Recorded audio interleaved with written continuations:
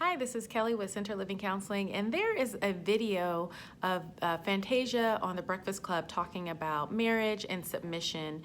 And then she followed that up with a video that she did on her personal social media page with herself and her husband, and him explaining his perspective, adding more color and information to what she was saying about submission as well.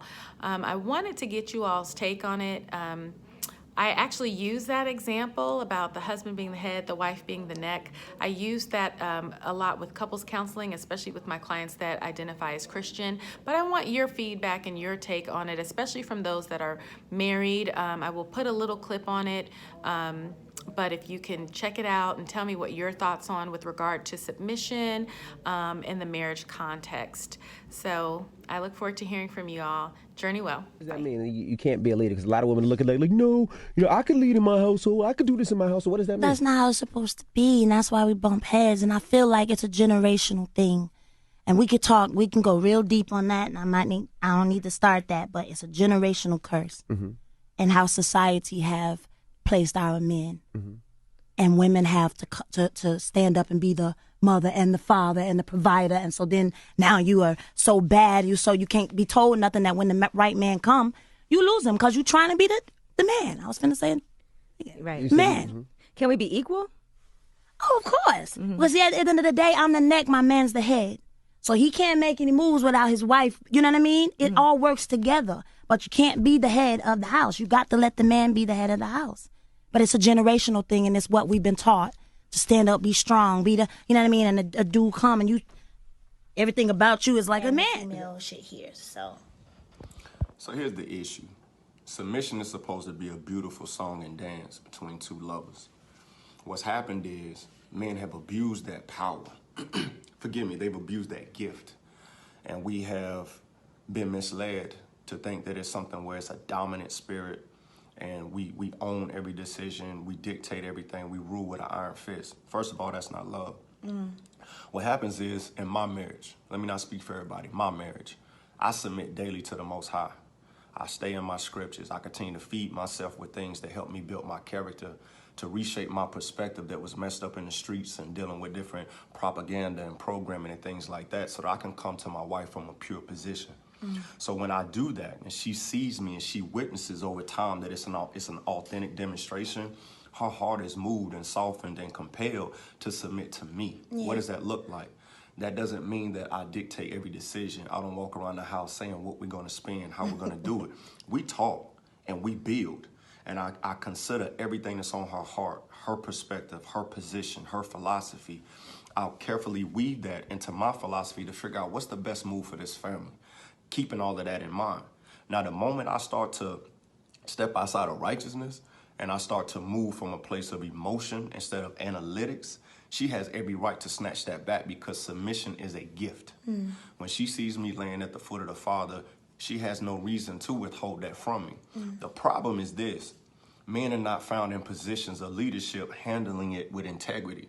How you gonna lead your wife if you can't balance a checkbook? If you don't know what's going on in the stock market? You don't have a sound understanding of the finances. You can't create a budget. You don't understand what's going on in the educational system in your community that's impacting your kids. In order to lead, you gotta be so far ahead of your family that by the time they come to you with a situation or a problem, you've already dived into it, done your due diligence so that you can give leadership. You don't lead from your genitals. You lead from a gentle place of understanding. And the more she trusts, the more she can let go of things that she don't have to deal with and focus on the things that edify her. It ain't about money. We both hustlers. It's not about a dollar for dollar thing, because we're one unit. Yeah. If I fall, she falls. If she falls, I fall. Submission is solely about trust. I think when women hear the word submission, we're like, what? Submitting. With my husband, like he said, to piggyback off what he just said, it was what he demonstrated.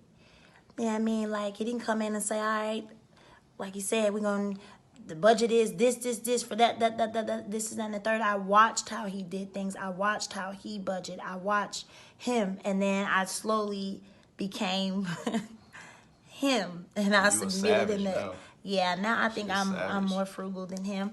And that's not even being like, gotta be frugal because we don't have it. It's just being smart. And the word, if you dig deep in the word with your partner, you'll start to see a lot of things that we're talking about. But yeah, I like that he broke that down, because I'm a very strong woman. I like what I like. Facts. I'm very strong. But when it comes to allowing him to cover and lead this home, I sit back and allow him to do that, and it makes me better. Wow, that like. Lead by example. Yeah. You know what I'm saying? If you want your wife to be humble, walk in humility. If you want your wife to forgive you, be quick to forgive.